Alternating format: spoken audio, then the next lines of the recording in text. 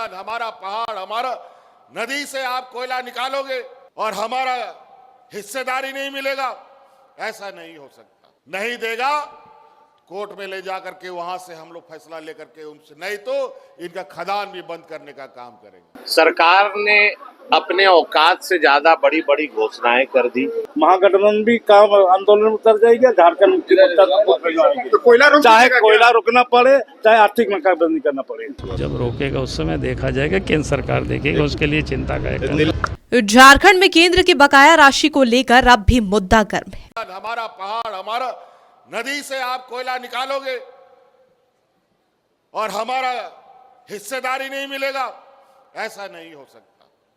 पैसा आएगा कहां से, उसका भी व्यवस्था कर रहे हैं। अभी तो एक ही डंडा चला है, अभी वो डंडा का भी असर मिलेगा। अभी कोयला खदान सब यहां पर जितना भी चलता है, भारत सरकार उपक्रम का, उस उपक्रम से अभी हमको 1,36,000 करोड़ रुपया मिलेगा। नहीं देगा, कोर्ट में ले जाकर के वहां से हम लोग फैसला लेकर के उनसे, नहीं तो इनका खदान भी बंद करने का काम करेंगे। वहीं आज झारखंड विधानसभा में बजट सत्र के 7वें दिन सदन की कार्रवाई शुरू होने से पहले झारखंड में कोयला बकाया राशि का मुद्दा सबसे ज्यादा छाया रहा। आपको बता दें कि मुख्यमंत्री हेमंत सोरेन ने गिरिडीह में झारखंड मुक्ति मोर्चा के 52वें स्थापना दिवस पर केंद्र सरकार से बकाया राशि की मांग की। सीएम हेमंत सोरेन ने केंद्र सरकार पर झारखंड के साथ सौतेला व्यवहार करने का आरोप लगाया। वह इस गंभीर मुद्दे को लेकर आज सदन के बाहर सत्ता पक्ष और विपक्ष कोयले पर आरोप प्रत्यारोप करते दिखे। वहीं सत्ता पक्ष के नेताओं ने क्या कहा, आप भी सुनिए। करना है, लेकिन वेजेस का पैसा, वेजेस का, मजदूरों का पैसा आज करीब 400 करोड़ के आसपास बकाया है। इसकी क्या वजह हो सकती है? तो इन सब चीजों पर केंद्र को जब सवाल करो या जो सच्चाई हम लोग सामने रखते हैं, तो फिर भाजपा का भ्रम फैलाने वाला तंत्र, अफवाह फैलाने वाला तंत्र सक्रिय हो जाता है। देखिए, माननीय मुख्यमंत्री जी और हमारी महागठबंधन की सरकार काफ़ी गंभीर है इस मामला को लेके, क्योंकि इस बार के बजट को भी आप लोगों ने देखा होगा कि किसी भी रूप से हम लोगों ने आम जनता के ऊपर कोई भार नहीं दिया है। और जबकि हम लोग इतने सारे कल्याणकारी योजनाओं को हम लोग ने लाने का काम किया है, उसके लिए एलोकेशन रखा गया है। तो ऐसे हालात में इस राज्य का जो रेवेन्यू है उसको बढ़ाने की आवश्यकता है, पैसा का इस राज्य को आवश्यकता है। और यही कारण है कि जो हमारा राज्य का बकाया राशि है, जो अधिकार है इस राज्य का, उसको हम लोग मांग रहे हैं। और ये एक मांग केवल किसी सरकार का नहीं होना चाहिए, आम जनता का भी मांग होना चाहिए। और यही संदेश माननीय मुख्यमंत्री जी आम जनता को भी दे रहे हैं कि भाई ये आपका कोयला, आपका है, राज्य का कोयला है, कोयला लेके जा रहे हैं तो उसका हम लोगों को बकाया पैसा दे वापस, अदरवाइज कानूनी कार्रवाई करना होगा। और नहीं तो माननीय मुख्यमंत्री जी ने बहुत सही बात को रखा है कि बिल्कुल ही कोयला सप्लाई को इस राज्य से बंद कर देना चाहिए। मैडम आप पहले भी विधायक रही हैं, क्या इस बार लगता है कि विपक्ष में बहुत नीरसता है? जो धार हमारे राज्य सरकार का हक बनता है, हमारा यहाँ का रॉयल्टी अगर केंद्र सरकार हमको नहीं दे रहा तो हम राज्य कैसे चलाएंगे? इसीलिए हम लोग कई बार केंद्र सरकार को अवगत कराया, यहाँ तक कि हमारे वित्त मंत्री महोदय ने अपने से जा करके वहाँ का मंत्री से मिल करके मांग रखा था।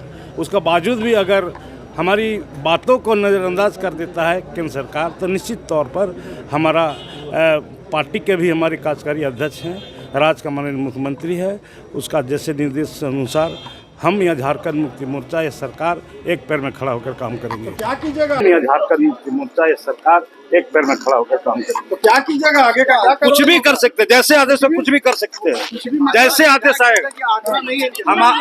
हमारा पास हमारी संगठन और महागठबंधन का जो निर्देश होगा उसका अनुरूप महागठबंधन भी काम आंदोलन में उतर जाएगी, झारखंड मुक्ति मोर्चा तो चाहे कोयला रोकना पड़े, चाहे आर्थिक नाकाबंदी करना पड़े। ये सभी बातों को देखते हुए भला विपक्ष कैसे चुप रहे? वहीं नवीन जायसवाल ने भी केंद्र के पक्ष में क्या कुछ कहा, आप भी सुनिए।